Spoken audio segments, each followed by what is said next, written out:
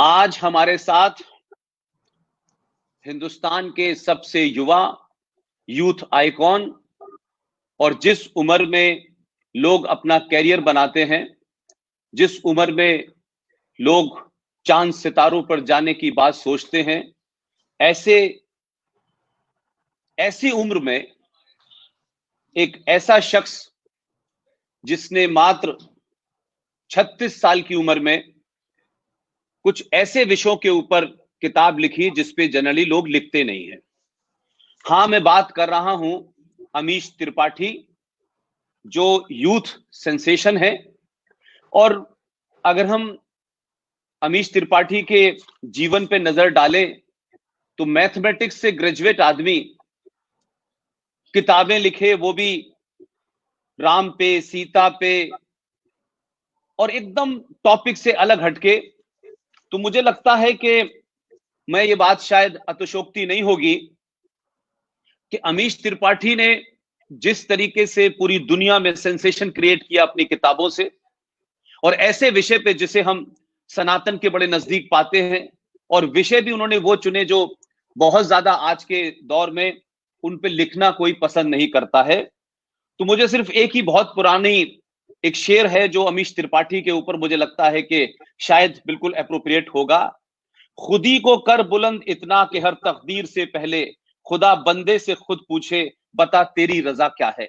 अमीश त्रिपाठी, आपने लंदन से हमें ज्वाइन किया, इसके लिए आपका बहुत बहुत शुक्रिया। और मैं खासतौर से आपसे, जो कुछ आपने लिखना शुरू किया और खासतौर से जो आपकी पहली किताब थी द इमॉर्टल्स ऑफ मेलुहा, और मुझे ये पता चला कि जब आपने किताब लिखी तो पब्लिशर्स ने इसको छापने से मना कर दिया था, और आपने फिर पूरी कोशिश की और आपने खुद ही इसको छापा, और एक हफ्ते के बाद इस किताब ने पूरी दुनिया में वो सेंसेशन क्रिएट किया कि पता चला कि जो पब्लिशर्स हैं वो फिर आपका पता ही नहीं पूछ रहे थे बल्कि आपको ढूंढ रहे थे। और वहां से आपने शुरू किया, और अभी आखिरी आपकी एक किताब है सुहेल देव के ऊपर, जो बैटल ऑफ बहराइच की किताब है। मैं ये जानना चाहता हूं कि अमीश त्रिपाठी को ऐसे विषय चुनने के पीछे क्या वजह थी? बहुत बहुत धन्यवाद पुष्पेंद्र जी। और इतने उदार तरीके से आपने इंट्रोडक्शन दिया है मुझे कि मैं तो मतलब अभी क्या बोलूं। नहीं, you deserve it, you deserve it, you deserve आपने लेखक को इस कटघरे पे खड़ा कर दिया है कि शब्द ही वो खो गए। बहुत बहुत धन्यवाद आपका।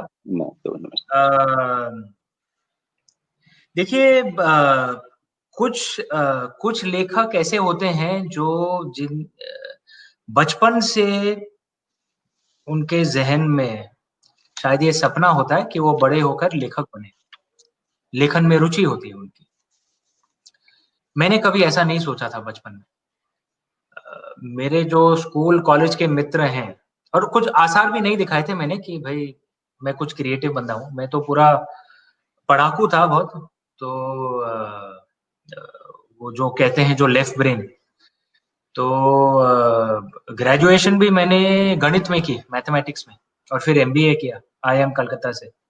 खेलकूद भी बहुत करता था, boxing, gymnastics, cross country running, badminton, ये सब। लेकिन कभी मैंने जैसे जो कहेंगे कि भाई कुछ फनकार हो या कोई क्रिएटिव हो, ऐसा कभी मैंने कभी कुछ नहीं किया था। स्कूल कॉलेज में मैंने कभी कुछ काल्पनिक कहानी कुछ नहीं लिखी थी, कभी कुछ नहीं लिखा।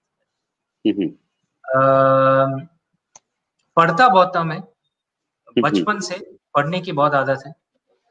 हमारा परिवार ही ऐसा था कि सरस्वती माँ की बहुत आशीर्वाद थी, लेकिन लक्ष्मी माँ हमसे कई हद तक दूर ही रहती थी हमारे परिवार से। तो बाबा जी जो थे, मेरे पिताजी के पिताजी, पंडित थे काशी में, विश्वनाथ जी में, और बीएचयू में पढ़ाई करते थे। हमारा जो परिवार था कई हद तक महामना मालवीय जी का जो दान कर्म जो था, वो होनहार बच्चों को सपोर्ट करते थे, दान करते थे। उनमें से एक थे मेरे बाबा जी। तो हमारे लिए महामना जी तो भगवान के, हमारे परिवार में महामना जी तो उनको हम भगवान मानते हैं, क्योंकि मालवीय जी के कारण ही हमारा पूरा परिवार आगे बढ़ गया, क्योंकि बाबा जी पढ़ लिख गए और उसके कारण उनके जो 8 बच्चे थे वो सब पढ़ लिख गए, आगे बढ़ गए, और फिर वो सब हिंदी मीडियम में पढ़े थे, और अगली जो पीढ़ी थी, हमारी पीढ़ी, हम सबको अंग्रेजी मीडियम में पढ़ाया, तो हम और भी आगे बढ़ गए। तो ये हमारी परिवार की परंपरा है कि जो शास्त्र ज्ञान, जो हमारे जो संस्कृति, ये सब तो परिवार में सीखा। स्कूल में चूंकि हमारे माँ बाप, हम 4 भाई बहन हैं, और हमारे माँ बाप, आप तो जानते हैं वो जमाना ऐसा था कि भाई हुनर जितना भी हो आप में, लेकिन अगर अंग्रेजी कमजोर है तो कठिनाइयां होती थी वेरी नौकरी वेल में। सेड। हमारे माँ बाप का तो उन्हें भी कठिनाई उठानी पड़ी, और उन्हें निर्णय किया था कि उनके जो 4 बच्चे हैं वो ये कठिनाई नहीं उठाएंगे। तो हम चारों को उनने कॉन्वेंट स्कूल में भेजा, ऐसे स्कूल में भेजा जो उनके आप कह सकते हैं कि उनके सामाजिक स्तर से, उनके आय के स्तर से बहुत परे था, बहुत ऊपर था। मतलब मेरे स्कूल के कई मित्र ऐसे थे जिनके मतलब जो जूते जो पहनते थे उसके दाम मेरे पिताजी के मासिक आमदनी से ज्यादा थी। ऐसे स्कूल में हमें भेजा गया था, और माँ हरदम कहती थी कि तुम इन लोगों के साथ घुलोगे मिलोगे, ताकि जब आगे तुम्हें इनके साथ compete करना पड़े तुम इनसे डरोगे नहीं।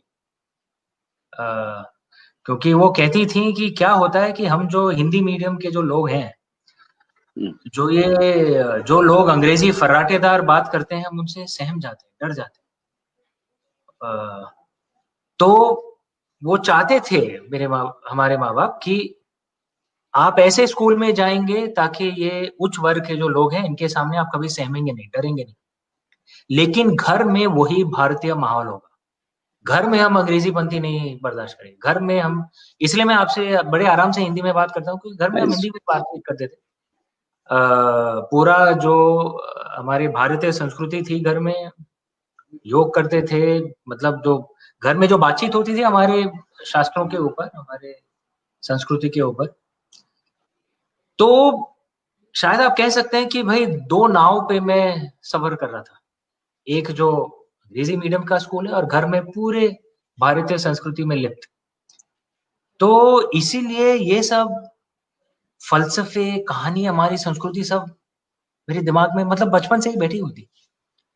और चूंकि मेरे बाबा भी बहुत पढ़ते थे, देखिए कई बार ये लोग भूल जाते हैं कि बच्चे ये नहीं करते जो उनके माँ बाप उन्हें करने को बोलते हैं, बच्चे वो करते हैं जो वो अपने माँ बाप को करते देखते हैं। Very well sir. तो अगर माँ बाप बोल रहे हैं कि बेटा पढ़ो, लेकिन खुद नहीं पढ़ रहे हैं, तो बच्चे नहीं पढ़ेंगे।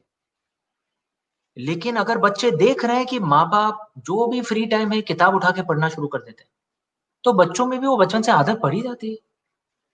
तो हम चारों भाई बहन में भी ये आदत है, बचपन से किताबें बहुत पढ़ते हैं। तो ये सब ज्ञान था करीब कहीं पीछे दिमाग में, क्योंकि बाबा जी पंडित थे, पिताजी के साइड से ग्रैंडफादर, और नानी वो भी एक टीचर थी। तो ये सब पूरा जो माहौल था, और पढ़ता बहुत था, तो सब ज्ञान तो था। लेकिन ये कहना कि भाई ज्ञान है तो इसका मतलब आप अपने आप ही ये 400-500 लंबी किताबें लिख देंगे, 400-500 पेज की लंबी किताबें लिख देते हैं, ऐसा नहीं होता है। ये तो वही हो गई कि भाई आपने अगर किसी को पनीर और प्याज और मसाला वगैरह दे दिया, वो खुद ब खुद पनीर दो प्याजा बहुत उमदा बना लेगा, ऐसा नहीं होता है। तो वो ज्ञान जो था वो कहानी में तब्दील कैसे हुआ, जब मैंने कभी लेखन के कुछ लक्षण नहीं दिखाए थे बचपन में। मैं जानता हूँ कई लोग मेरे ऊपर हंसते भी हैं जब मैं ये कहता हूँ, मुझे कुछ फर्क नहीं पड़ता। मैं मानता हूँ ये सत्य है कि ये सब शिव जी का आशीर्वाद है, क्योंकि इमॉर्टल्स ऑफ मेलुहा के पहले मैंने कभी कुछ नहीं लिखा था, कुछ काल्पनिक कहानी कभी कुछ नहीं लिखा था मैंने। और आज भी आप लेजेंड ऑफ सुहेलदेव की बात कर रहे हैं, जो मेरी हाल में प्रकाशित हुई सबसे नई किताब है। आज भी अगर मैं लिखता हूं, मैं आज भी मतलब ठीक तरह से विश्लेषण नहीं कर पाता हूँ, एक्सप्लेन नहीं कर पाता हूँ कि भाई ये कहाँ से आ रही है कहानी, बस आ जाती है। तो मेरा मानना है कि भाई ये तो शिव जी का आशीर्वाद है। और जब तक वो चाहेंगे कि मैं लिखूंगा तब तक मैं लिखूंगा। अगर उन्हें आशीर्वाद बंद कर दिया तो ठीक है, बंद कर दिया। तो अगर आप पूछ रहे हैं कि ये कहानियां कहाँ से आती हैं, एक तो जरिया ये है कि जो मेरे कह सकते हैं पैदाइशी की खुशकिस्मती है कि भाई जो परिवार में था वहां पे उससे बहुत सीखा, ज्ञान पाया, लेकिन वो कहानी में तब्दील हुई शिव जी के आशीर्वाद के कारण, महादेव के आशीर्वाद के कारण। तो हम ये कह सकते हैं कि आपके परिवार के उस परिवेश के जो संस्कार, जो सरोकार थे, जी, वो हर परिवार में होते हैं अलग अलग तरीके से, लेकिन काशी परिवार का वो परिवेश के जहां सनातन की बात होती हो, जहां धर्म की बात होती हो, संस्कारों की, संस्कृति की बात होती हो, और उससे घर की यानी घर की देरी आप जब पार करते हैं तो इंग्लिश है, बहुत सारी चीजें हैं। इन दोनों चीजों में जो आपने सामंजस्य बिठाया है, ये जी, कमाल का है अश्विन भाई। तो मैं ये मानता हूं कि आपकी माँ ने जब आपसे कहा कि इन लोगों से डरना नहीं है, इंग्लिश से डरना नहीं है और कॉम्पीट करना है, लेकिन आपकी जितनी भी किताबें मैंने देखी, लेकिन दिल फिर भी हिंदुस्तानी रहेगा। मैं वही कह रहा हूँ, वही दिल कह रहा हूँ जिस हिंदुस्तानी रहेगा। हाँ, बल्कि असीम भाई, बल्कि मैं तो आपके लिए ये कहूंगा, क्योंकि I know your family, I know your father, I met him 2-3 times. मुझे लगता है कि असीम को जब कोई देखता है, जब जब चर्चा होती है, तो ये जो कॉम्बिनेशन है, उसको अंग्रेजी में कह सकते हैं कि बहुत डेडली कॉम्बिनेशन है, कि एक ऐसा प्रवेश है, एक ऐसी बैकग्राउंड है, और आप आज की दुनिया के जो टेम्पटेशंस होते हैं, जो जो भौतिकवाद है, जो जो रेस है, आपका उसके ऊपर बड़ा, जिसे कह सकते हैं कि स्पिरिचुअल आपका कंट्रोल है, और आप कभी उस टेम्पटेशन में दौड़े नहीं। और आज भी आपका जो सारा कार्य है वो कोई तत्कालिक तौर पे नहीं है। मैं समझता हूं कि आने वाली जनरेशनों के सामने एक बहुत बड़ा, ये एक रोल मॉडल की तरह काम करेगा, जो आपकी रिसर्च है वो काम करेगा।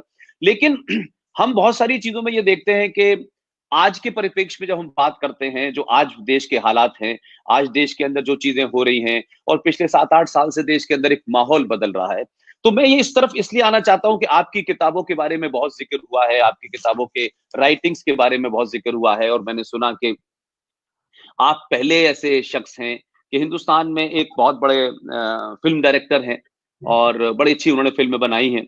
उनका कहना था कि Amish Tripathi is a literary pop star, ऐसा भी लोगों ने कहा। लेकिन ये जो कॉम्बिनेशन है अमीश भाई, ये देखने को नहीं मिलता। लेकिन क्योंकि आपका जो जहन है वो बिल्कुल सुलझा हुआ है, और जो बात आपने कहा कि मुझे फर्क नहीं पड़ता है, तो इससे लगता है कि you are not bother about what is politically correct. Whatever you think that is correct is correct, whether somebody is saying no no ऐसा नहीं है, वैसा नहीं है, लोग क्या कहेंगे, आप उसे बॉदर नहीं करते हैं। इसलिए मैं आपका, क्योंकि समय कीमती है और मुझे मालूम है कि आप जहां बैठे हुए हैं बहुत सारे काम है, मैं सीधे तौर पे अपने आज के मुद्दों से आपसे बात करना चाहता हूं। आज भारत के सामने और दुनिया के सामने, और आप जिस मुल्क में रह रहे हैं, वहां पे पूरे दुनिया के अंदर एक आतंकवाद, एक दुनिया के सामने बहुत बड़ा, जिसे कहना सकते हैं चुनौती है, थ्रेट है। क्या आपको लगता है कि आज 2020 में समय आ गया है कि हम इस पेट को इस पेट कहें, रादर देन उसके ऊपर उसको बड़ा कोजी बनाएं, कुछ उसको खूबसूरत शब्द ढूंढें और फिर उसको थोड़ा डाइल्यूट करें? तो मैं अपनी बातों में ये कहता रहा हूं कि हमें अगर कोई चैलेंज है तो उसको सीधे कहना चाहिए। तो मेरा आपसे सीधा और सपाट सवाल यह है कि आज दुनिया इस्लामिक आतंकवाद से ग्रस्त है। क्या आप ये मानते हैं कि इस्लामिक आतंकवाद पूरी दुनिया को अपने उस पूरे जकड़ में ले रहा है, और लोग इस इस्लामिक आतंकवाद से शायद इसलिए लड़ने में कहीं कहीं असमर्थ पा रहे हैं क्योंकि वो इसको इस्लामिक आतंकवाद नहीं कहना चाहते, उसको कुछ आतंकवाद, कुछ और, कभी कभी पूरा वेस्ट समझता था ये लॉ एंड ऑर्डर की प्रॉब्लम है। 9/11 के बाद दुनिया ने कहना शुरू किया। एक यूथ, एक लिटरेरी फिगर, एक पॉलिटिकली अवेयर, एक संस्कारी फैमिली, उसके मसमंजर में आपसे जानना चाहता हूं कि इस्लामिक आतंकवाद पे आज आपका क्या कहना है? देखिए, ये नाट्य शास्त्र में बड़े सुंदर तरीके से हमारे पूर्वज कह गए हैं कि सत्यम ब्रुआत प्रियम ब्रुआत, ना ब्रुवात सत्यम अप्रियम, कि सत्य कहो। उन्हें ये नहीं कहा कि असत्य कहो, सत्य कहो, लेकिन प्रेम से कहो। क्यों? क्योंकि अगर हम प्रेम से कहेंगे तो लोग सुनेंगे। आप देखेंगे कि कई बार हमारे जो टीवी चैनल्स में रात 9 बजे जो डिबेट जो होता है, जो डिबेट तो छोड़ दिए, ऐसा लगता है कि द्वंद्व युद्ध हो रहा है। यस यस यस यस और यस। कई लोग इतने जोर से बात करते हैं कि अगर आप टीवी बंद भी कर दें तब भी उनकी आवाज आपके कानों तक पहुंच जाती है। और फिर इससे समाधान का हल नहीं निकलता है। जो लेजेंड ऑफ सुहेल देव में मैंने जो बात की है, महमूद गजनी की बात की जी।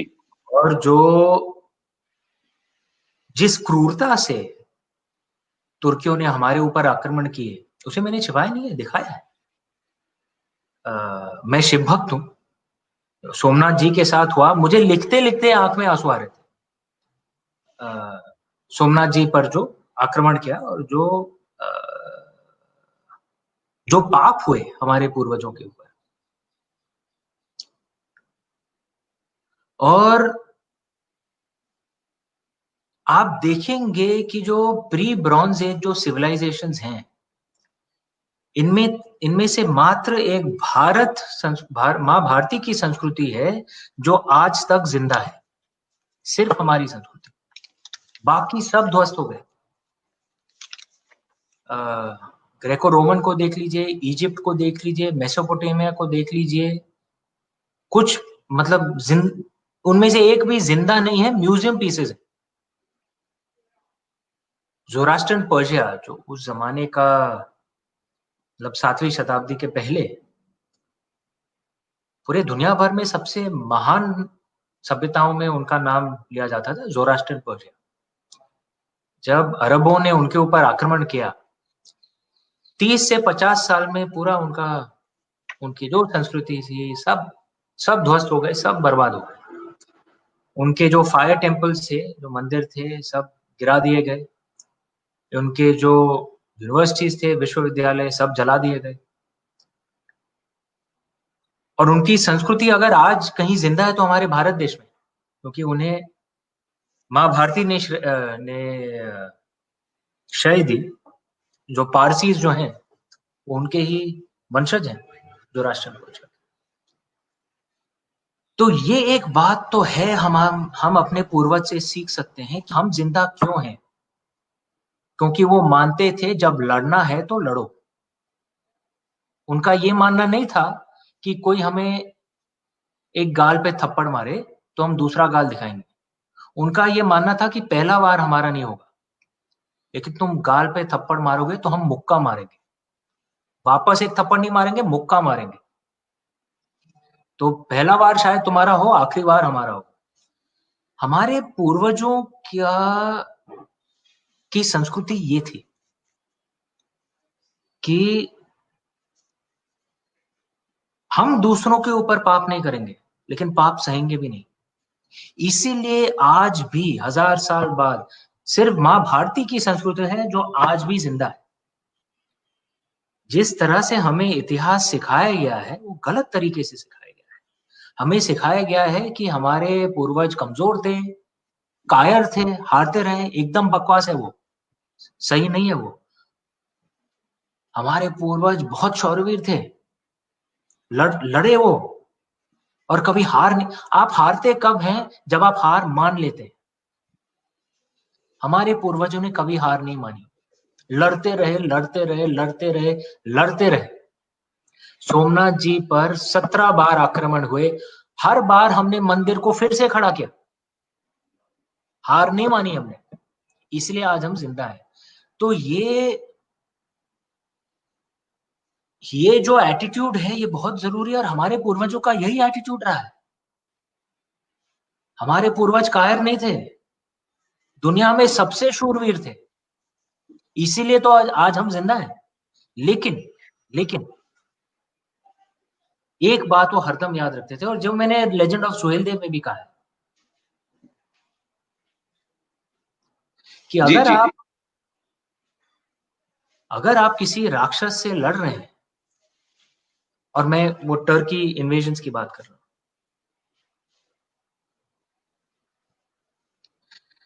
सबसे कठिनाई की बात ये नहीं है कि आप उसको हरा देंगे या हार जाएंगे ना। सबसे गंभीर बात यह है कि उससे लड़ते लड़ते आप खुद राक्षस ना बन जाए। आपने देखा होगा छत्रपति शिवाजी लड़े थे, कितना लड़े थे, लेकिन कभी किसी औरत पर हाथ नहीं उठाते थे, चाहे वो शत्रु का ही क्यों ना हो, क्योंकि वो मानते थे कि हम लड़ रहे हैं लेकिन हम धर्म के साथ लड़ेंगे। तो ये एटीट्यूड कैसे आए? यही हमें सीखना पड़ेगा, हमारे पूर्वजों से हमें यही सीखना पड़ेगा। हम जो आम आदमी है, जो हम जो कहते रहते हैं अहिंसा परमो धर्मा, ये सही है, सत्य है, महाभारत में कहा गया है।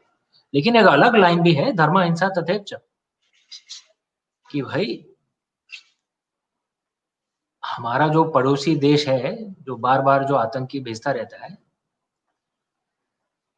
और खुद अपने ही देश को बर्बाद कर दिया है उसने, हमारे देश को बर्बाद करने के लिए, हमारा तो कुछ बिगड़ा नहीं, खुद अपने देश को बर्बाद कर गया है वो। लेकिन जब आएगा तो हम ये हार नहीं पहनाएंगे उसको। अगर वो आएगा तो हमारे सैनिक जोर से लड़ते हैं और लड़ना भी चाहिए, और हमें अपने सैनिकों के पीछे खड़े रहना चाहिए। लेकिन मैं फिर से ये दोहराऊंगा कि हमें छत्रपति शिवाजी, महाराणा प्रताप, महाराजा रंजीत सिंह सबसे सीखना पड़ेगा कि भाई लड़ना तो है, जम से लड़ना है, लेकिन हम उनके वंशज हैं। तो कभी ऐसा कार्य ना करें कि हमारे पूर्वजों को शर्म आ जाए। हार नहीं मानेंगे, मैं, आप समझ रहे हैं ना मैं क्या कह रहा हूँ? I get it. और हम लोग कायर नहीं है, कमजोर नहीं है, लेकिन कभी ऐसा कार्य ना करें कि हमारे पूर्वजों को शर्म आ जाए। लेकिन अमीश भाई, आपने जो कहा वो इस वक्त देश में 10-12 लोग हैं, वो इसी नैरेटिव से बात करते हैं, इसी बैकग्राउंड से बात करते हैं। और जो बात आपने कहा कि लड़ते लड़ते हम राक्षस न बने, और अहिंसा परमो धर्मा की भी बात आपने की, लेकिन सबसे बड़ा संकट जो इस वक्त है, और लाइन भी है, धर्म अहिंसा तथैव च।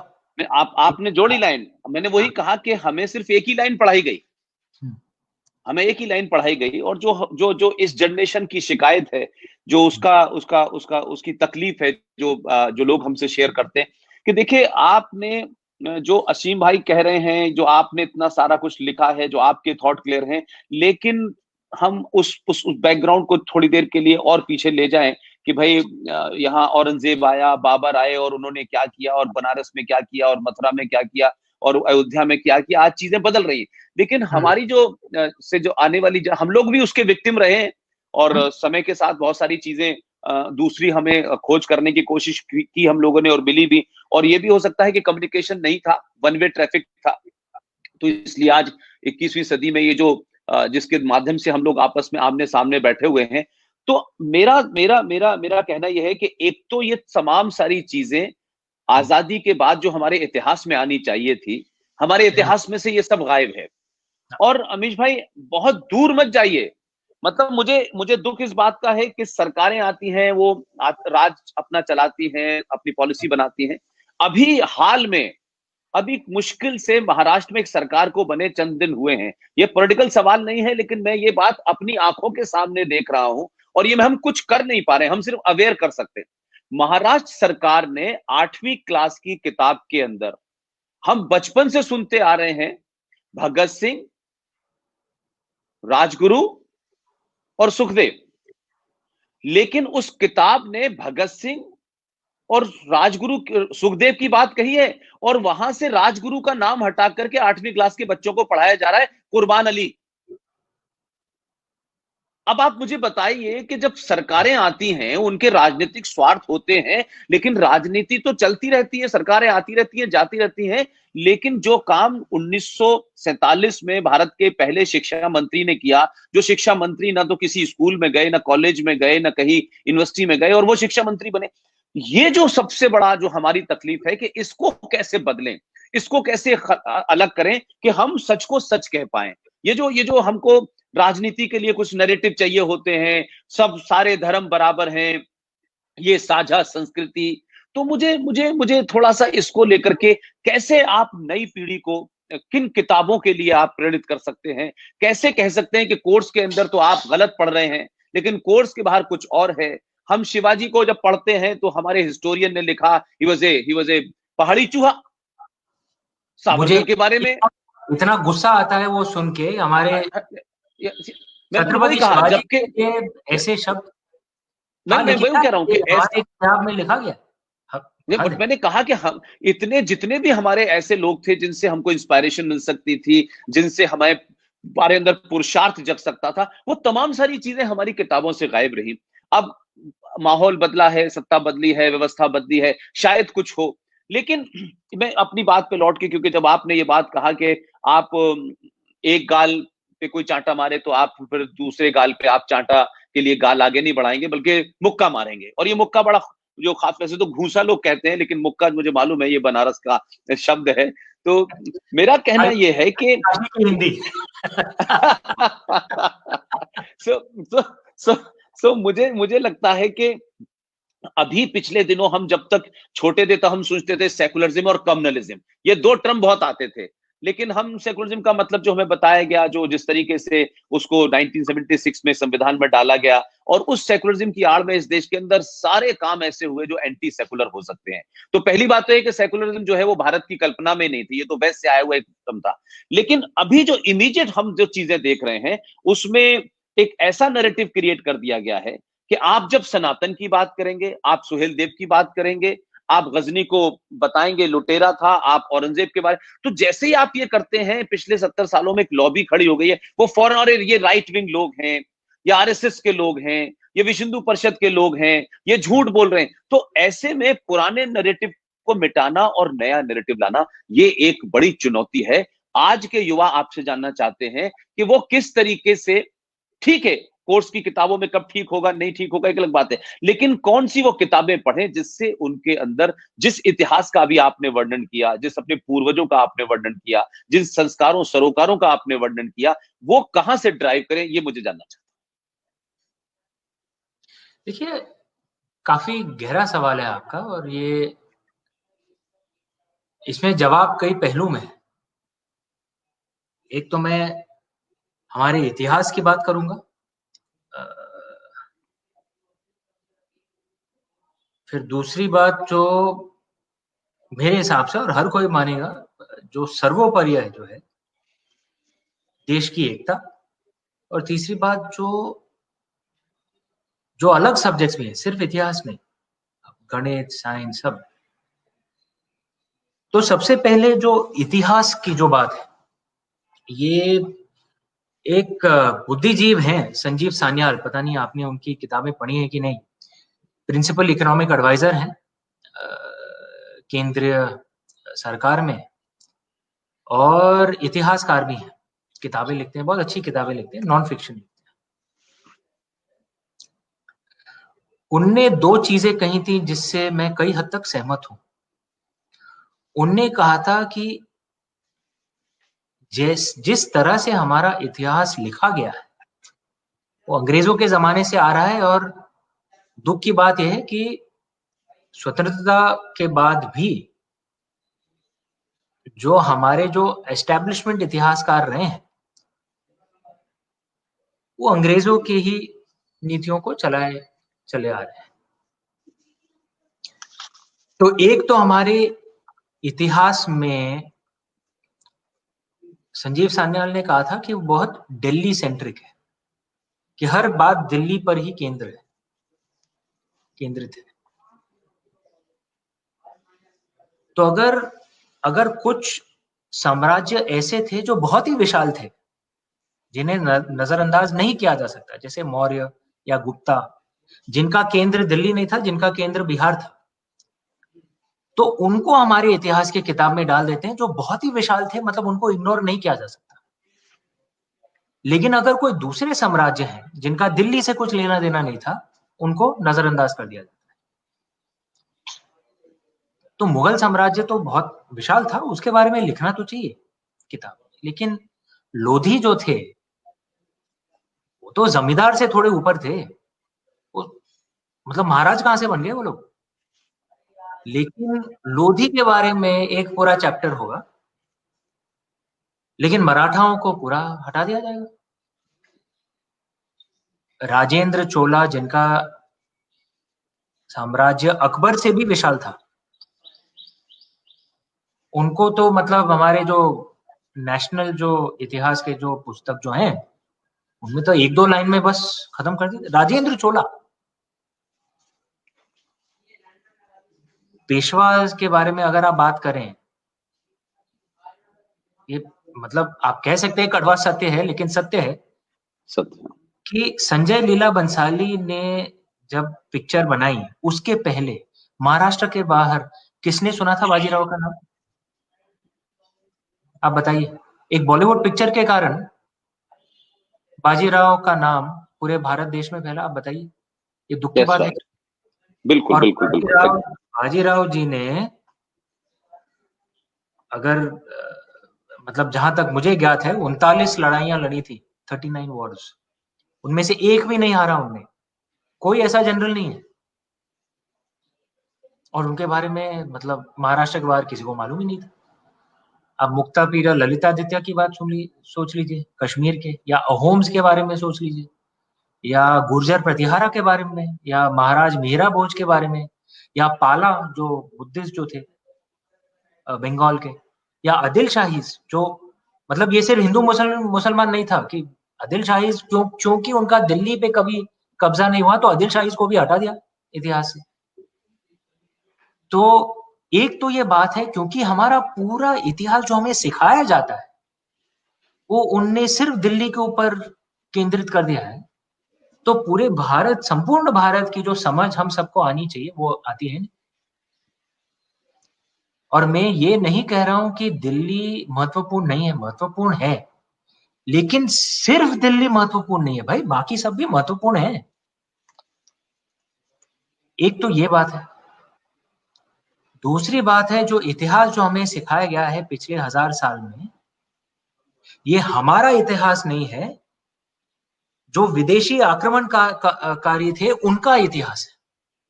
हमें हमारे पूर्वजों के बारे में नहीं सिखाया जाता है, जो विदेशी जो आए उनके बारे में सिखाया जाता है। और यहाँ पे कई हद तक जो इंडियन फिल्म जो है, बॉलीवुड फिल्म्स, इनने भी कई हद तक कंफ्यूजन क्रिएट कर दिया है। हम वो फिल्म्स देख के भी हम लोग कंफ्यूजिया गए हैं, क्योंकि अगर अगर अंग्रेजों के राज के बारे में बात होती है, अगर आप फिल्मों में देखेंगे, तो किसी गोरे को खड़ा कर देंगे वहां पे, है ना। मतलब मजाक में कहा है कई बार, बेचारे टॉम ऑल्टर को बेचारे वो तो बेचारा दिल से हिंदुस्तानी था, लेकिन उसे खड़ा कर देते थे, ये है गोरा, ये देखो। लेकिन अगर तुर्की के बारे में बात करना था, जो विदेशी जो आक्रमणकारी थे वो तुर्की थे, भारत के मुसलमान नहीं थे, तुर्की थे, बहुत क्रूर थे। उनने सिर्फ भारत पर आक्रमण नहीं किया था, अरबों के ऊपर भी आक्रमण किया था, यूरोप के ऊपर भी, चीन के ऊपर भी। और संपूर्ण विश्व के इतिहास में सबसे क्रूर, सबसे ऑलमोस्ट जानवर टाइप लोग, वो सेंट्रल एशिया के तुर्की थे, जिन्हें हम दिल्ली सुल्तान कहते हैं, वो तुर्की थे। जिन्हें हम मुगल कहते हैं, वो खुद अपने आप को मुगल नहीं कहते थे, अपने आप को तैमूरिया बुलाते थे। मुगल हम उन्हें बुलाते, तैमूरिया मतलब तैमूर के वंशज। तैमूर तुर्की था। तैमूर ने 800 साल पहले संपूर्ण विश्व के, दुनिया के 5% लोगों को मार डाला। सोचिए, 5% ऑफ द वर्ल्ड पॉपुलेशन। और उस जमाने में ना न्यूक्लियर बॉम्ब था, ना डायनामाइट था, ना मशीन गन था, तो लोगों को मारना था तो मतलब वो आसान काम नहीं था भाई। 1 to मतलब 1। तलवार लेके सर काटना पड़ता था, छुरा झोंकना पड़ता था, आसान नहीं था। ऐसा नहीं कि न्यूक्लियर बॉम्ब फोड़ दिया और लाखों लोग मर गए। ऐसे माहौल में तैमूर ने पूरे दुनिया के 5% लोगों को मार डाला। और ये अपने किताब में बड़े मतलब गर्व के साथ लिखते भी थे कि हमने इतने औरतों का बलात्कार किया, हमने इतने लोगों के सर काट के ये पिरामिड बना दिया। मतलब कैसे इट्स अ लोग, matter of pride for them. मतलब सच्ची में। और सिर्फ भारत में नहीं, हर जगह किया इन्हें, सच्ची में बहुत ही क्रूर थे। लेकिन इनके बारे में सत्य तो हमें बताया नहीं जाता है। और मैं ये भी प्रश्न पूछता हूं कि अगर अंग्रेजों के राज को ईसाई राज नहीं कहा जाता है तो तुर्कियों के राज को इस्लामिक राज क्यों कहा जाता है? Very well said, very well said. I yes, I agree. ये मतलब, और जब मैं वापस आता हूं बॉलीवुड के पिक्चरों पर, अगर अंग्रेजों को दिखा रहे हैं तो किसी गोरे को दिखा देंगे, लेकिन रजिया सुल्तान को दिखाना है तो हेमा मालिनी खड़ी कर देंगे, अलाउद्दीन खिलजी को दिखाना है तो रणवीर सिंह खड़ा कर देंगे, अकबर को दिखाना है तो ऋतिक रोशन या पृथ्वीराज कपूर जी को खड़ा कर देंगे। मतलब कहीं ना कहीं पीछे दिमाग में बिठा देंगे कि वो हिंदुस्तानी थे। भाई वो हिंदुस्तानी नहीं थे, वो सेंट्रल एशिया के थे। हमें वो चीनी दिखते, they would have looked Chinese to us. तो अगर रजिया सुल्तान को दिखाना था, हेमा मालिनी नहीं, किसी सेंट्रल एशियन को खड़ा करना था। अलाउद्दीन खिलजी हमें चीनी दिखता, चाइनीज दिखता हमें, क्योंकि वो सेंट्रल एशिया के थे, विदेशी थे। और बहुत ठीक है, अंग्रेजों के राज में भी कुछ लोग थोड़े शरीफ थे। बेंटिंक थोड़ा शरीफ था, लेकिन रॉबर्ट क्लाइव और डलहौजी बहुत ही क्रूर थे। वो तो हिटलर से भी परे थे। और अलाउद्दीन खिलजी, मतलब वैसे लोग तो बाप रे, मतलब हिटलर से 100 गुना बदतर। एक तो हमें सिखाया गया है कि वो मतलब कहीं ना कहीं दिमाग में बिठा देते हैं कि वो हिंदुस्तानी थे। नहीं, हिंदुस्तानी नहीं थे भाई, विदेशी थे। और जो आज के जो भारतीय मुसलमान हैं, वो हिंदू और बुद्धिस्ट पूर्वज के ही वंशज हैं, ने कन्वर्ट किया गया, तो हमारे ही लोग हैं। लेकिन ये जो इतिहास है, इसके साथ हमने, वो कहते हैं ना अंग्रेजी में, मेड पीस विद इट। तो ये विष फैला हुआ है, क्योंकि एक साइड में लोग ऐसे हैं जो कहेंगे कि नहीं नहीं, उस तो कुछ हुआ ही नहीं जी, औरंगजेब तो बहुत अच्छा आदमी था, वो तो सितार बजाता था। और अलाउद्दीन खिलजी तो बहुत अच्छा आदमी था, वो गजल लिखता था। जो बकवास है भाई, बहुत ही क्रूर इंसान थे वो लोग। विल डुरैंट जो एक अमेरिकन इतिहासकार था, उसने कहा था दुनिया का शायद सबसे ब्लडीएस्ट इन्वेजन, भारत के ऊपर आक्रमण तुर्कियों का था। विल डुरैंट ने कहा था। और दूसरी तरफ ऐसे लोग हैं जो कहते हैं कि नहीं, वो तुर्की नहीं थे, वो भारतीय मुसलमान थे। वो भी गलत है भाई। आप उनके नोबल्स के आप लिस्ट पढ़ेंगे, दिल्ली सुल्तान को तो भूल जाइए, अब औरंगजेब के टाइम में भी भारतीय मुसलमान कहीं नहीं दिखते थे, सब विदेशी थे। या तो तुर्की, या अरब, या पर्शियन। हमारी पिक्चरों में दिखाया जाता है कि भाई वो लोग तो उर्दू में बात करते थे। भाई उर्दू तो हिंदी है, वो लोग उर्दू में बात नहीं करते थे, वो तुर्की में बात करते थे या पर्शियन में। और अगर हम हिंदुस्तानी तुर्की सुनेंगे, हमें कुछ समझ में नहीं आएगा। अगर हम पर्शियन समझेंगे, हमें कुछ समझ में नहीं आएगा। लेकिन पिक्चरों में दिखाते हैं कि रजिया सुल्तान उर्दू में गजल गा रही है। उस जमाने में उर्दू में थोड़ी बात करेगी वो।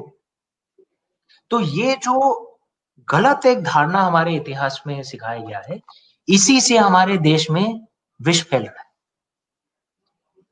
क्योंकि या तो हमें बताया जाता है कि नहीं कुछ हुआ ही नहीं, उन्हें कुछ मंदिर ध्वस्त नहीं किया। अरे दिखता है भाई हमें, कितने पाप किए उन लोगों ने।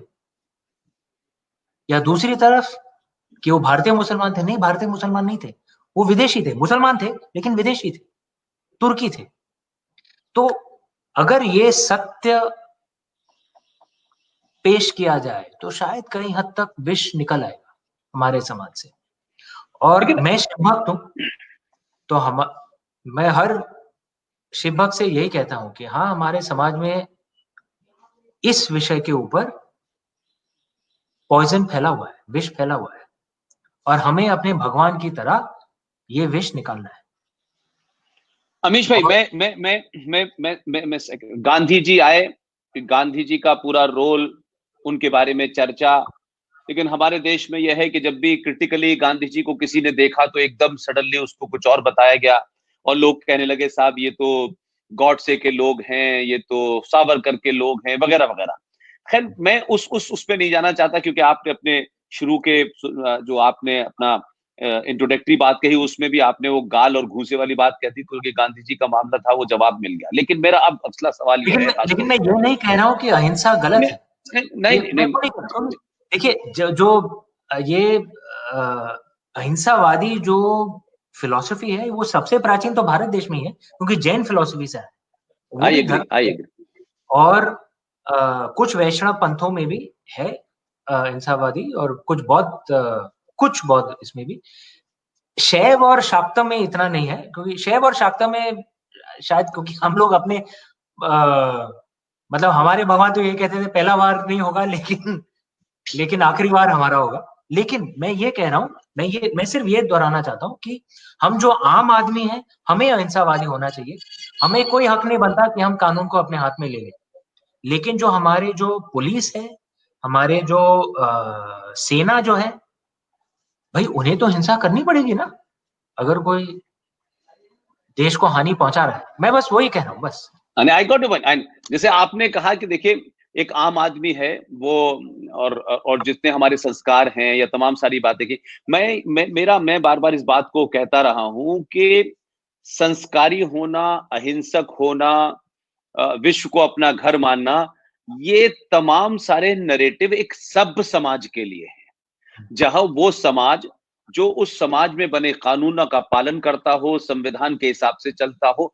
लेकिन जब पूरा का पूरा एक समाज भीड़ तंत्र में कन्वर्ट हो गया हो और वो अपनी मनमानी, अपनी नाजायज मांगों को, देश विरोध को, आतंकवाद को जस्टिफाई करने के लिए एक हिंसा का सहारा लेता हो, तो समाज की बात तो छोड़ दीजिए, पुलिस एक्शन नहीं ले पाती है, पॉलिटिकल पार्टीज डिसाइसिव एक्शन नहीं ले पाती हैं। तो ये जो नैरेटिव 76 में किया गया साहब, सेकुलर, तो सेकुलरिज्म का भारत की मिट्टी से मुझे कभी कोई मतलब समझ में नहीं आया। और आज सेकुलरिज्म का मतलब ये हो गया है कि आप हिंदू देवी देवताओं की न्यूड तस्वीर बनाई है तो ये फ्रीडम ऑफ एक्सप्रेशन है, आजादी है, आर्ट के बारे में लोग बड़ी बातें करते हैं। और अगर कोई जरा सा दूसरी तरफ कोई सवाल खड़ा कर दे तो लोग बातचीत नहीं करते, लॉजिक की बात नहीं होती। पूरा का पूरा समाज, उसमें भी लोगों ने एक नैरेटिव ये बनाया कि देखिए साहब, ये कुछ लोग जो हैं खराब हैं, ये कुछ लोग जो हैं बड़े पढ़े लिखे, जो बगैर पढ़े लिखे। अब मुझे लगता है कि आज के भारत में सबके चेहरों से जो मुखौटा लगा था, चाहे वो बॉलीवुड के बड़े बहुत बड़े स्क्रिप्ट राइटर हो, गाने गाने वाले हो, उपराष्ट्रपति हो, खिलाड़ी हो, राइटर हो और सड़क पे पंचर जोड़ने वाला हो, वो सारी की सारी एक ही मानसिकता से बात करते हैं और वो कहते हैं कि हमारी किताब इज मोर सुप्रीम और उसके बाद हम मानेंगे। इसलिए मैंने आपसे कहा कि मैंने एक जगह आपका एक वाक्य पढ़ा है शुरू में, आपने कहा कि religious extremism can only be defeated by religious liberalism, not secular extremism. मैं आपकी बात से कुछ हद तक एकेडमिकली मानता हूं, लेकिन मेरा यहां एक बुनियादी सवाल यह है कि हमें यह बताया गया कि सारे धर्म बराबर हैं। लेकिन अमीश भाई, मैं और आप जिस बैकग्राउंड से आए हैं, आपको शायद उस पर ज्यादा पकड़ होगी, लेकिन मैं तो आप जानते हैं कि मैं अलीगढ़ मुस्लिम विश्वविद्यालय में पैदा हुआ और वहीं रहा, मेरे वालिद साहब वहीं थे, तो हमने तो जिंदगी में कुछ मंदिर भी नहीं देखा, आज तो खैर मंदिर देखे। तो मैं ये मानता हूं कि ये जो नैरेटिव था कि सारे धर्म बराबर हैं, ये अपने आप में बहुत बड़ा फ्लॉड था। इसमें बहुत बड़ा मैं मानता हूं कि इसमें कॉन्स्पिरेसी थी, क्योंकि धर्म और मजहब में जमीन आसमान का फर्क होता है। इसलिए राजा का कोई धर्म नहीं होता, ये तो परंपरा हमारे यहां चली आ रही थी। धर्म का मतलब है दायित्व, आपकी ड्यूटी। लेकिन हमने धर्म को रिलीजन का ट्रांसलेशन मान लिया। लिहाजा जब रिलीजन की बात आती है तो लोग किताब से चलते हैं। हम धर्म की जब बात आती है तो संस्कारों सरोकारों से चलते हैं। तो ये जो क्लैश है, ये जो गलत नैरेटिव है, उसके कारण हो ये रहा है कि हमारे देश में समय समय पर जो हिंदू, जो सनातनी, जिसकी कहीं इतिहास ऐसा नहीं मिलता है, इवन भगवान राम भी जब लंका गए तो लंका में जिस कार के लिए गए वो कार किया और वहां का राज सौंपा और वापस आ गए। वहां से कोई वो 1 ग्राम सोना लेके नहीं आए। कोई ऐसा इतिहास हमें नहीं मिलता है कि हम कहीं गए हो लूट के आ गए। लेकिन उसके बावजूद भी आज एक समाज, एक मजहब इस नैरेटिव को बना रहा है कि हिंदू इंटॉलरेंट हो गया है। इस हिंदू फोबिया की बात हो रही है, इस्लामोफोबिया की बात हो रही है। तो हम तो एक सभ्य समाज के तौर पे अपनी जिंदगी जीने और बचाने के लिए डेली स्ट्रगल कर रहे हैं। लेकिन कुछ लोग कहते हैं कि नहीं, हमने जो जो जितने लोगों की आपने बात की, उन आताताइयों की बात की, लुटेरों की बात की, प्लंडर्स की बात की, आपने खिलजी की बात किया, ये तमाम सारे लोग आज भी आपने कहा कि भारत के मुसलमान वो नहीं है, तो यहां किसी ने नहीं माना। लेकिन भारत के मुसलमानों ने ये साबित किया पिछले 70 सालों में कि हम रहे तो यहां रहे हैं, लेकिन हमारे वंशज तो टीपू है, हमारे वंशज तो औरंगजेब है, हमारे वंशज तो बाबर है। तो सवाल ये है कि हम उनसे एकेडमिकली उनकी आता है समझ में नहीं आता है, लेकिन मुसलमान होना भारत के अंदर एक प्रॉफिट का सौदा हो गया है, मुसलमान होना बार्गेनिंग का सौदा हो गया है। ऐसे में एक सब हिंदू सनातन समाज को क्या करना चाहिए, उसके ऊपर आरोप लगता है कि वो इंटॉलरेंट हो गया है। तो ये जो नैरेटिव है, ये नैरेटिव की लड़ाई है। आप इस मुद्दे पे आपकी क्या राय है? देखिए, अभी इस सवाल के भी काफी पहलू हैं जवाब में। और राजनीति पे तो आप जानते हैं, राजनीति में मैं कभी टिप्पणी नहीं करता हूँ। बिल्कुल राजनीति बिल्कुल में नहीं, जो चलता मैं रहता है चाहता वो भी नहीं। ठीक है, वो तो हर दैट्स राइट, आदमी एग्री करता एग्री एग्री। है। सामाजिक तौर पर बात करूंगा। सबसे पहले तो हमारी जो प्रणाली है, स्पेशली पुलिस और कोर्ट्स की, कई हद तक कठिनाई यहीं से आती है।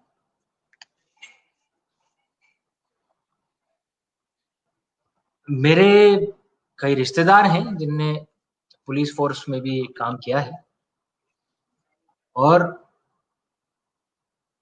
आप देखेंगे कि भारत देश में जो भी बेकसूर है, कई हद तक वो कोर्ट्स पे या पुलिस पे विश्वास नहीं करता है। अगर उसके ऊपर कुछ अन्याय हुआ है, कई बार या तो खुद कुछ करने की कोशिश करेगा या अन्याय पी लेगा। और जो गलत काम करते हैं वो कोर्ट से डरते नहीं है, क्योंकि उन्हें मालूम है कि केस तो चलता रहेगा 50 साल तक, चलता रहेगा। पहले डिस्ट्रिक्ट में चलेगा, फिर कहीं और, फिर हाई कोर्ट, फिर सुप्रीम कोर्ट, चलते चलते 50 साल तो निकल जाएंगे। तब तक तो शायद वो खुद अपने आप मर ना जाए। तो कोई कोर्ट से नहीं डरता है। अगर वो सिर्फ एक बात से डरते हैं, वो पुलिस के एनकाउंटर से। और कोई भी देश में अगर न्याय करने का अगर यही एक रास्ता रहे, तो कई हद तक, मतलब क्या ये एक सभ्य तरीका है? क्योंकि अगर आप पुलिस वाले को कहें कि समाज में ऑर्डर रखने के लिए तुम एनकाउंटर कर दो, हम सब जानते हैं, आप राजनेता को तो छोड़िए, खुद समाज ही ऐसे पुलिस अफसरों का, वो खुद समाज ही चाहता है कि पुलिस अफसर ऐसे करें। और कई बार क्या होता है कि जब 10 साल बाद, जब अगर सब चीज ठीक हो जाती है, क्राइम कंट्रोल में है, तो उसी पुलिस अफसर को कानून के कटघरे में खड़ा कर देते हैं। हमने देखा है, समाज ये साइड से वो साइड स्विंग कर जाता है, और बेचारा पुलिस अफसर भी सोचेगा मैं तो समाज के लिए कर रहा था और आपने मुझे ही टंगा दिया। कठिनाई यह है कि प्रणाली बिल्कुल काम नहीं करती, जो जस्टिस सिस्टम जो है। आप देखेंगे, मैं लंदन में हूं, यूके, यूएस में, जो भी कानून तोड़ेगा यहाँ पे, सिस्टम काम करता है। अरेस्ट किया जाएगा, जो कोर्ट का जो केस होगा 6 महीने में खत्म, और अगर जेल जाना है तो जेल चले जाओगे। तो मतलब सिस्टम काम करता है तो लोग कानून से डरते हैं। लोग, ये एक पुलिस अफसर ने मुझे कहा था कि people are afraid of the certainty of punishment, not the quantity of punishment. मतलब कई बार अगर एक बहुत ही क्रूर एक क्राइम होता है तो समाज से आवाज उठती है और पॉलिटिशियन एक नया कानून पास करते हैं। वो कानून से क्या फायदा होने वाला है? क्या बलात्कारियों को आप 30 साल जेल नहीं, आपको फांसी पे चढ़ा देंगे। लेकिन फांसी पे चढ़ेगा कैसे? क्योंकि केस तो 50 साल तक चलता रहेगा। तो आप कानून में जो भी लिख दो वो तो थियोरी है ना। तो जब तक ये प्रणाली को सुधारा नहीं जाएगा, कई लोग अब कानून को अपने हाथ में लेते रहेंगे और इसी कारण ये सब अंट शंट होता रहता है हमारे समाज में। जब तक कानून के प्रणाली को सुधारा नहीं जाएगा, मतलब जो पुलिस फोर्स है उसका विस्तार किया जाए, जो कोर्ट सिस्टम है उसका विस्तार किया जाए, कंप्यूटराइज किया जाए, जो बार बार जो वकील हम सब जानते हैं कि वो तारीख पे तारीख, वो तो उसके ऊपर तो पिक्चर बन गई है, तारीख पे तारीख, तारीख पे तारीख, सिर्फ तारीख मिलती है, न्याय कभी नहीं मिलता। तो वो जो पोस्टपोनमेंट जो होते रहते हैं उसे कैसे रोका जाए, प्रोसेस को कैसे इंप्रूव किया जाए, अगर ये हो जाए आप देखेंगे बाकी कई कठिनाइयां खुद ब खुद कम हो जाएंगी। क्योंकि लोग जानते हैं कि किसी मीडिया वाले को बुलाओ और कहीं एक बस के टायर या बस को जला दो, वो मीडिया वाले तुम्हें पूरे पूरे देश में तुम्हारा यश फैला देंगे और फिर तुम नेता बन जाओ, क्योंकि तुम्हें सजा तो मिलने वाली है नहीं, केस तो चलता रहेगा 50 साल तक। तो ये सबसे महत्वपूर्ण इशू है कि हमारा क्रिमिनल जस्टिस सिस्टम में सुधार कैसे लाया जाए, ये एक बात है। दूसरी बात, हाँ ये मैं मानता हूं, और ये मतलब धर्म का अनुवाद एकदम गलत किया गया है कि धर्म रिलीजन है। धर्म रिलीजन नहीं, धर्म का मूल है ध्रुव। ध्रुव मतलब जो चीजों को बांधता है, दैट विच बाइंड्स। रिलीजन का अनुवाद होगा पंथ। ये एक बात तो है कि कई हद तक भारत देश में जो हिंदू जो है कहीं ना कहीं अपने संस्कृति को मतलब कई हद तक याद भी है, लेकिन कई हद तक भूल भी गए। मूल कठिनाई ये है। और मैं इसका दोष हमारी शिक्षा प्रणाली पर भी डालूंगा। हमारी शिक्षा प्रणाली ऐसी है कि किसी भी तरह बच्चे को बस अंग्रेज बना दिया जाए। हमारे पूर्वजों के बारे में, हमारे स्पिरिचुअलिटी शास्त्र के बारे में, हमारे साइंस के बारे में कुछ नहीं सिखाया जाता है। और मैं सिर्फ अध्यात्म की बात नहीं कर रहा हूं, मैं मतलब हार्ड साइंसेस सब्जेक्ट्स की भी बात कर रहा हूं। अगर आपको स्कूल में गणित सिखाया जाता है तो आपको यूक्लिड या पाइथागोरस सिखाया जाएगा, भास्कराचार्य या बौधायन नहीं सिखाए। आप मेडिसिन पढ़ेंगे तो आपको चरक सुश्रुत नहीं सिखाया जाएगा, आपको हिपोक्रेटिस सिखाया जाएगा। वो कौन है भाई? ग्रीक है। अरे पहले हमारे तो सिखाओ। हर विषय में आपको लिटरेचर पढ़ना है तो फिर आपको शेक्सपियर सिखाया जाएगा, कालिदास या भास या थिरुवल्लुवर नहीं सिखाए जाएंगे। क्यों नहीं सिखाएंगे? और चूंकि हम अपनी संस्कृति, अपनी सभ्यता को समझते हैं नहीं, तो अगर कोई कुछ इशू रेज करता है, या तो हम पीछे हट जाते हैं या गुस्से से रिएक्ट करते हैं, दोनों जो गलत है। मतलब शांति से, आत्मविश्वास से, लेकिन स्ट्रेंथ से रिस्पॉन्ड करना चाहिए। ऐसा नहीं कि कई बार लोग मुझे ऐसी चीजें नहीं कहते जिससे दिल को ठेस पहुंचती है, लेकिन मैं कभी गुस्सा नहीं होता, क्योंकि मैं मानता हूं कि भाई अगर कोई आपको खुरेद रहा है तो इसलिए कर रहा है कि आप गुस्सा हो जाए, फिर वो दुनिया को दिखाएगा ये देखो ये है। इनकी संस्कृति, इनकी सभ्यता, तो आपको क्या रखना चाहिए? आत्मविश्वास रखना चाहिए, शांत रहना चाहिए, लेकिन रिस्पॉन्स देना चाहिए। और ये कब आप दे पाएंगे? जब आपके दिमाग में, आपके दिल में हमारी संस्कृति का ज्ञान रहेगा। आपने जो तो बात कही आशीष सर, भाई, उसमें एक चीज साफ समझ में आती है कि देखिए, आपने जो अपना जीवन बताया खास तौर से शुरू का, जो तमाम सारे संस्कार की बात है, घर के अंदर तमाम महाभारत हो, रामायण हो, और वो तमाम सारी चीजें आपको घर से मिली, वो बाद में आप स्कूल से नहीं मिली, वो स्कूल में आपको था, स्कूल कुछ के नहीं मिलता अंदर था। कुछ स्कूल नहीं में कुछ मिलता। नहीं मिलता था।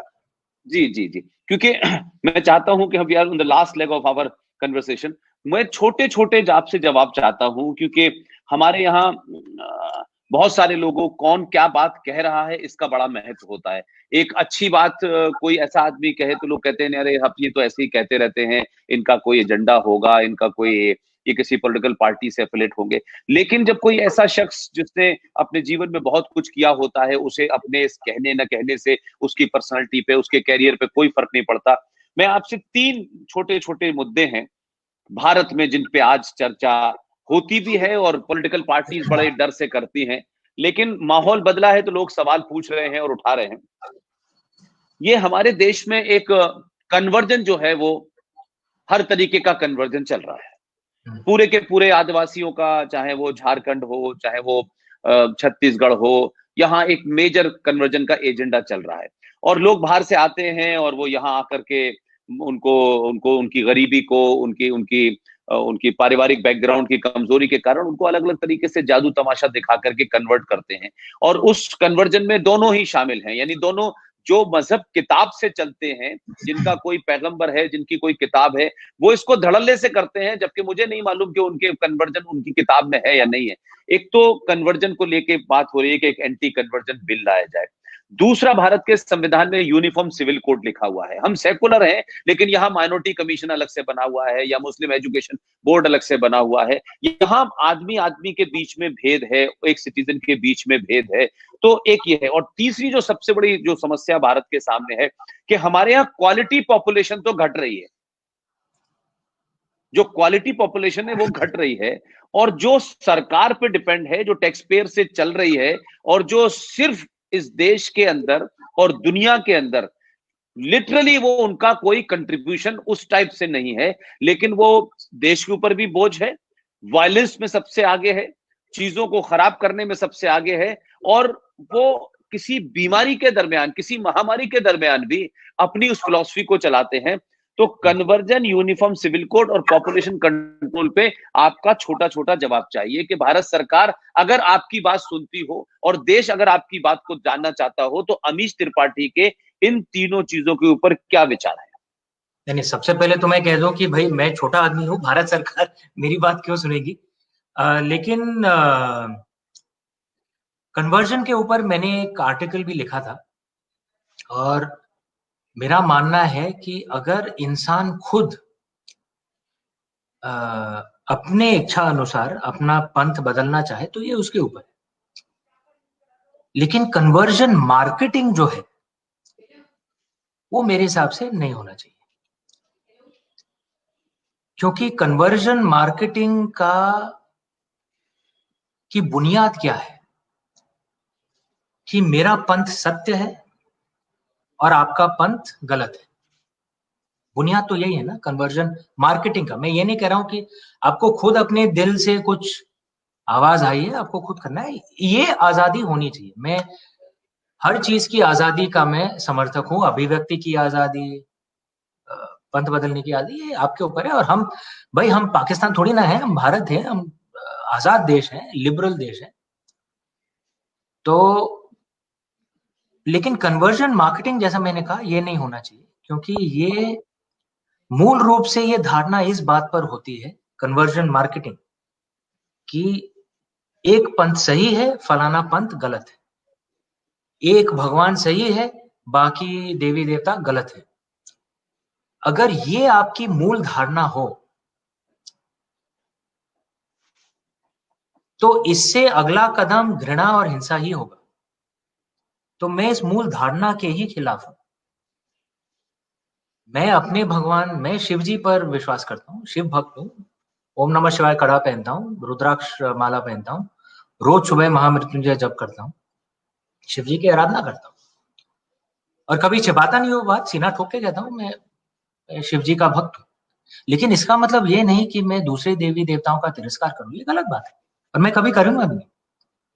और सिर्फ हिंदू देवी देवता की नहीं, जो भी अलग जो पंथ जो है किसी की, मैं वो नहीं करूंगा, क्योंकि मेरे हिसाब से वो जो रास्ता है वो गलत रास्ता है। इसीलिए मैं कन्वर्जन मार्केटिंग के खिलाफ हूं और इसके ऊपर मैंने आर्टिकल लिखा भी। दूसरा बात था आपका यूनिफॉर्म सिविल कोड का। देखिए, इसके ऊपर संजीव सान्याल ने एक बड़ा एक अच्छा एक संजीव सान्याल भी नहीं और एक अभिनव प्रकाश करके जिन्हें बड़ा अच्छा लिखा था, आई थिंक शायद दैनिक जागरण में, दोनों ने यही लिखा था कि भाई आप हमारे जो प्राचीन जो साम्राज्य थे उनमें आप देखेंगे कि दो मॉडल्स हैं। एक तो था सम्राट अशोक का मॉडल, दूसरा था आचार्य चाणक्य का मॉडल। सम्राट अशोक का मॉडल ये था कि भाई सरकार जो है हर चीज में दखलंदाजी करेगी, ओके, कि आप क्या खाएंगे, आप क्या, सब हर चीज में। और सम्राट अशोक का था ऐसा, उनका एक डिपार्टमेंट भी था जो लोगों को मतलब एक मार्केटिंग करने की कोशिश करता था कि भाई आप ऐसे खाओगे, ऐसा करोगे, ये सब। और उसमें क्या होता है कि सरकार इतनी ज्यादा चीजें करने की कोशिश करती है कि कुछ भी चीज वो ठीक से नहीं कर पाती, क्योंकि आप ज्यादा करने की कोशिश करोगे आप एक भी चीज ठीक से नहीं कर पाते। लेकिन आचार्य चाणक्य का मॉडल ये था कि सरकार सिर्फ कुछ चीजें करेगी, ओके, सिर्फ बहुत कम चीजें, बाकी सब वो समाज के ऊपर छोड़ देगी। भाई तुम्हें क्या खाना है, क्या पहनना है, उससे सरकार का कुछ लेना देना नहीं, वो समाज के ऊपर है, तुम्हें जो करना है करो। लेकिन कुछ चीजें हैं जो सिर्फ सरकार करेगी। मतलब आचार्य चाणक्य का ये था भी कि किसी ने भी अगर कानून को अपने हाथ में लिया तो उसकी खैर नहीं, ओके। तो पुलिस और इंटेलिजेंस की जो प्रणाली थी बहुत सशक्त थी। और आप चाणक्य नीति आपको पढ़ना चाहिए, मतलब क्या महान उनके जो विचार थे, बच्चों को कैसे बढ़ाया जाए, वो सब उनने लिखा था। लेकिन सरकार के ऊपर उन्हें नहीं कहा, उन्हें कहा था कि भाई ये मेरा सुझाव है, बच्चों को ऐसे करना चाहिए, लेकिन सरकार का ऐसे कुछ लेना देना नहीं है। आप निर्णय करें, आप माँ बाप हैं, आपको बच्चों को कैसे पालना है वो तो आपके ऊपर है। तो उनमें से एक चीज ये भी था कि सरकार का ये होगा कि कानून सिर्फ कुछ इलाकों में बनाया जाएगा, वेरी फ्यू थिंग्स। हमारे संविधान में ऐसा है कि इतने कानून हैं और हर चीज में कानून घुसने की कोशिश कर रहा है, जहां कई चीजों में जो उनको घुसना नहीं चाहिए। सो कुछ कम एरिया में कानून बनाया जाएगा, लेकिन जो कानून होगा सबके ऊपर एक ही कानून लागू होगा, कुछ भेदभाव नहीं होगा, करेक्ट। मेरा मानना है कि चाणक्य नीति शायद बेहतर है हमारे जैसे विशाल देश को चलाने के लिए। मैं ये क्यों कह रहा हूं, क्योंकि कई बार हम लोग शायद भारतवासी ही हम लोग समझते नहीं है कि भारत एक सामान्य देश से बहुत ज्यादा विशाल है। हमारा जो भारत देश है वो तो एक कॉन्टिनेंट है बेसिकली। आप पूरी नॉर्थ अमेरिका, पूरे यूरोप, पूरी मिडिल ईस्ट की आबादी जोड़ लें, उससे ज्यादा आबादी हमारे भारत देश में। आप पूरी नॉर्थ अमेरिका, पूरा यूरोप, पूरा मिडिल ईस्ट के सब जो भी भाषाएं हैं उनको जोड़ लें, उससे ज्यादा भाषाएं हमारे देश में। तो इतना विशाल है। तो इसमें अगर हर चीज में सरकार घुसने की कोशिश करे तो जैसे आज पिछले 70 साल में वो कहते हैं ना स्टेट कैपेसिटी बहुत कम है, तो बहुत कम कानून होने चाहिए, लेकिन हर एक पे एक ही कानून होना चाहिए। ये चाणक्य नीति थी जिससे मैं सहमत हूं। तो इस हिसाब से तो यूनिफॉर्म सिविल कोड होना चाहिए सबके। And what about this population तीसरी control? बात जो पॉपुलेशन, इस बात पे मैं आपसे सहमत नहीं हूं एक्चुअली। क्योंकि अगर आप देखेंगे जो स्पेशली 1991 के बाद जो हमारे जो टैक्स पेइंग सिटीजन्स हैं जिनमें बढ़ोतरी हो रही है, हमारी जो इकोनॉमी है उसमें जो बढ़ोतरी हो रही है, क्योंकि ज्यादा और ज्यादा लोग प्रोडक्टिव हो रहे हैं हमारे देश में, हर एरिया में। 30 साल पहले हम करीब, हमारी पूरी इकोनॉमी का साइज था शायद 100-200 बिलियन डॉलर, अभी 3 ट्रिलियन डॉलर है हमारी। यूके से ज्यादा बड़ी है हमारी इकोनॉमी, जिस देश में मैं अभी रह रहा हूँ। वापस तो भारत देश ही आऊंगा, मरूंगा मैं भारत देश में, लेकिन यहाँ पे सरकार के काम के लिए मैं आया हूँ यहाँ पे 3 साल। तो बढ़ोतरी तो बहुत हुई है पिछले 30 सालों में, प्रोडक्टिविटी बहुत बढ़ी है। ग्रेजुएशन आप देखेंगे, ग्रेजुएशन में ग्रेजुएट्स बहुत बढ़ गए हैं, जो पढ़ना लिखना है उसमें बहुत बढ़ गए हैं, कंपनियां बहुत बढ़ गई हैं, टैक्स पेयर्स बहुत बढ़ गए हैं। पिछले करीब 25-30 सालों में, अगर मेरे आंकड़े गलत नहीं है, तो करीब 20 से 25 करोड़ भारतवासियों को गरीबी रेखा से ऊपर खींचा गया है, और इसी रफ्तार में हम लोग चलते गए। तो शिव जी की कृपा रही तो 5-10 साल के बाद कोई भी गरीबी की रेखा नहीं होगा, तो हमें गरीबी की रेखा को ही ऊपर ले जाना पड़ेगा ताकि और भी आगे बढ़े। तो मुझे तो ऐसा प्रतीत हो रहा है कि दिशा तो सही है। और हमारे जो आप नेबरहुड में देखेंगे, हमारे इर्द गिर्द जो देश जो हैं, बांग्लादेश भी आर्थिक स्थिति में तो बहुत बढ़ोतरी कर रहा है। कई लोग मानेंगे नहीं कि, लेकिन आज और शायद कुछ ही सालों में बांग्लादेश पाकिस्तान के आगे निकल जाएगा। क्या हाल था बेचारे बांग्लादेश का 40 साल पहले, क्योंकि पाकिस्तानियों ने इतने अत्याचार किए थे बांग्लादेशियों के ऊपर। तो बांग्लादेश भी आगे निकल रहा है, श्रीलंका भी धीरे धीरे आगे निकल रहा है, नेपाल भी आगे निकल रहा है। बस एक पाकिस्तान है जो पूरा जो पूरे रीजन का, वो तो पूरे दुनिया भर का, वो मैडेलिन ऑलब्राइट ने कहा था, Pakistan is an international migraine, पूरे दुनिया का सरदर्द है वो। तो अब ये क्या करे, ये ईश्वर कभी कभी इम्तिहान लेता है कि इतना सुंदर देश है हमारा, सब कुछ है हमारे पास, क्या नहीं है भारत देश में। नदियां हैं, इतने अच्छे लोग हैं, इतनी अच्छी प्रणाली है, और दिशा भी अच्छी है, आगे बढ़ेंगे। लेकिन कठिनाई ये है कि बाजू में पाकिस्तान देश है, अब क्या करें। सरदर्द का देश है वो। अमीश भाई, मेरा आखिरी सवाल है। आई नो कि आपने जो समय सीमा निर्धारित की थी वो एक्सीड है, क्योंकि आप लगातार जो है, मैं देख रहा हूं कि आपके पास कुछ ना कोई इंफॉर्मेशन आ रही है। अभी भारत के चीफ ऑफ आर्मी ने एक बात कही थी जी। और उन्होंने कहा कि भारत जो है इस समय 2.5 यानी 2.5 युद्ध में मुब्तला है, इन्वॉल्व है। और उसमें उन्होंने कहा एक हमारा ईस्टर्न बॉर्डर है और एक वेस्टर्न बॉर्डर है। कुछ हद तक भारत ने वेस्टर्न बॉर्डर को कर्टेल किया है बहुत सख्ती के साथ। ईस्टर्न बॉर्डर का आपको अभी जो हो रहा है वो सबको, लेकिन उसमें जो महत्वपूर्ण बात है, उन्होंने कहा कि ये जो 2.5 फ्रंट है उसमें 2 फ्रंट की लड़ाई फौज लड़ेगी, लेकिन एक जो आधा फ्रंट है वो इस देश के अंदर है। और देश को अंदर से वही चुनौती है जितनी हमें ईस्टर्न बॉर्डर और वेस्टर्न बॉर्डर से है। एक वामपंथी एक विचारधारा है जिसके कारण इस देश के अंदर एक बहुत बड़ा वेस्टेड इंटरेस्ट का ग्रुप है। और आज भी हम देख रहे हैं चीन से हमारा तनाव है, और सुबह शाम बहुत सारे लोग जो हैं वो चीन की पैरोकारी कर रहे हैं। और एक दूसरा ग्रुप है जो जिसे हम इस्लामिक कह सकते हैं, जो पाकिस्तान के साथ किसी भी मामले में सबूत मांगता है। और हम यहां देखते हैं कि एक खास किस्म की राय होती है। ये जो जो आधा फ्रंट जो भारत की चुनौती है, जिसको आर्मी चीफ ने कहा, एक हिंदुस्तानी होते हुए और हिंदुस्तान पे आपकी पैनी निगाह है, और हिंदुस्तान की आप उन तमाम कमजोरियों को भी समझते हैं, कमियों को भी समझते हैं।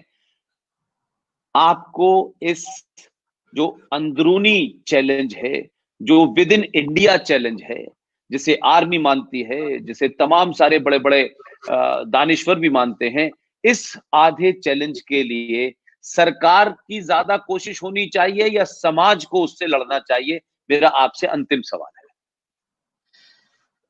देखिए, मैं भारतीय सेना की बहुत इज्जत करता हूँ और आर्मी चीफ ने जो कहा था वो वक्तव्य मैंने स्वयं तो नहीं सुना है, तो शायद उसके ऊपर टिप्पणी करना सही नहीं होगा। और आप ये भी जानते हैं कि मैं मतलब आज के तारीख तो मैं कूटनीतिज्ञ भी हूँ, एक डिप्लोमेट हूँ, तो जिसके कारण कुछ लक्ष्मण रेखाएं हैं जिनमें मुझे रहना पड़ता है, जो सही भी है। तो कुछ विषयों पर तो मैं टिप्पणी नहीं कर सकता हूँ, और आशा है आप समझेंगे भी, क्योंकि जी जी डिप्लोमेट्स जी, को हमें yes yes, I got your point, I got, जी जी जी। हमें अपने दायरे में रहना पड़ता है, जो सही भी है। मैं उसकी आलोचना नहीं कर रहा हूँ, तो सही भी है। हमारी नौकरी है, तो हम देश के लिए काम कर रहे हैं, तो हमें उन रेखाओं की इज्जत करनी पड़ेगी। लेकिन मैं एक बात जरूर कहूंगा कि ये पूरे दुनिया के लिए एक कठिनाई का दौर है, एक बदलाव का दौर है, और जो हम सब, हर पंथ के, हर संप्रदाय के, हर रीजन के, हर भाषा बोलने वाले, जो भारत माँ के जो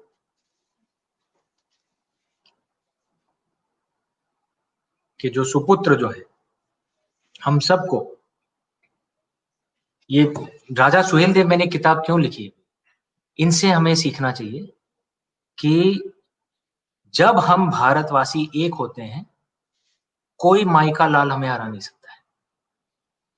लेकिन आप देखेंगे पिछले 1000 सालों में जब जब भी हमने युद्ध हारा है, उसका शायद सबसे बड़ा रीजन यही रहा है, अंदरूनी बिखराव। दूसरों को हमें हराना नहीं पड़ा, हमने खुद अपने आप को हरा दिया। और कुछ ना कुछ विषय ढूंढकर, कुछ भी रीजन या एक्सक्यूज ढूंढकर हम एक दूसरे से लड़ाई शुरू कर देते हैं, और जब भी हमने ये किया है, हमने हारा है। राजा सुहेल देव से हम यही सीख सकते हैं कि अगर हम एक हो जाएं, और राजा सुहेल देव ने कुछ, उनने जो सेना जो एकत्रित की, हर जाति के हिंदू, भारतीय मुसलमान, बौद्ध, सबको एकत्रित किया और एक सेना बनाई, और उनने विदेशियों को मार भगाया। यही सीख हमें आज दोहराने की जरूरत है। जो 2020 जो है, ये आप देख सकते हैं बहुत कठिन साल है। कब तक ये कठिनाई का वक्त चलेगा, कौन कह सकता है। लेकिन देखिए, अगर माँ भारती को ही कुछ हो गया, तो हम जो उनके संतान हैं, हम भी कहाँ बचेंगे। तो हम सबको माँ भारती के लिए लड़ना है, सबको एक होके माँ भारती के लिए लड़ना है। मैं बस यही कहूंगा। लास्ट में बस 2 लाइन में मैं चाहता हूं कि जो हिंदुस्तान का यूथ है, जब वो आपकी तरफ देखता है, आपके विचारों को देखता है, आपकी क्लैरिटी को देखता है, आपके थॉट प्रोसेस को देखता है, तो वो आपसे ये सुनना चाहता है कि वो अमीश त्रिपाठी ने जो कुछ बचपन के संस्कारों के माध्यम से, जो आपकी बुनियाद थी, उसमें आपने निजी तौर पे भी, और जो कुछ आज आप भारत राष्ट्र को दे रहे हैं, ये बड़ा बहुमूल्य है। उन 2 वाक्यों में अमीश भाई, जो आज का युवा सनातन के लिए लड़ रहा है, अपने पूर्वजों के इतिहास को खोज रहा है, और उसे एक एक एक भूख पैदा हुई है जो पिछले 70 सालों में नहीं थी। पहली बार मैं ये भूख भारत के अंदर देख रहा हूं, और उसमें दुनिया भर में तमाम जैसे लोग हैं, आप जैसे लोग हैं, उनका एक कंट्रीब्यूशन है, उसके एक अवेयरनेस है। उनकी उस भूख को कैसे आप सही डायरेक्शन दे सकते हैं, ये मैं आखिर में मेरा आपसे सवाल है। ये देखिए, मैं कौन होता हूँ सही डायरेक्शन देने वाला। मैं बस अपने कार्य कर रहा हूँ, अपने कर्म कर रहा हूँ, और जो मेरे जो सोच विचार हैं, उसे कभी कभार पेश करता हूँ। शायद मैं इसी बात पर ये अपना वक्तव्य खत्म करूंगा कि एक रामचरितमानस में लिखा गया था कि प्रभु श्री राम ने ये कहा था, जननी जन्मभूमिश्च स्वर्गादपि गरीयसी, कि माँ और मातृभूमि स्वर्ग से भी परे है, स्वर्ग से भी ऊपर है। जितनी इज्जत हम अपनी माँ की करते हैं, और हम सब अगर मतलब सबका योगदान रहा है, जो भी मेरी जो शख्सियत है, सबसे बड़ा योगदान तो मेरी माँ का रहा है। और जितनी इज्जत मैं उनकी करता हूँ, उतनी ही इज्जत मुझे अपनी मातृभूमि की भी करनी चाहिए।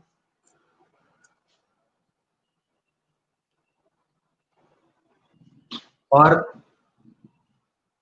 कोई अगर मेरी माँ को कुछ कहेगा या मेरी माँ को कुछ हानि पहुंचाने की कोशिश करेगा, जो भावना मेरे दिल में जो आएगी उस समय, वही भावना जब कोई मातृभूमि के ऊपर उंगली उठाए, वही भावना निकलनी चाहिए। और अगर हम सब भारतवासी ऐसे ही अपनी मातृभूमि को ऐसे ही देखें जैसे हम अपनी माँ को देखते हैं, तो इस देश का कोई बाल भी बांका नहीं कर पाएगा।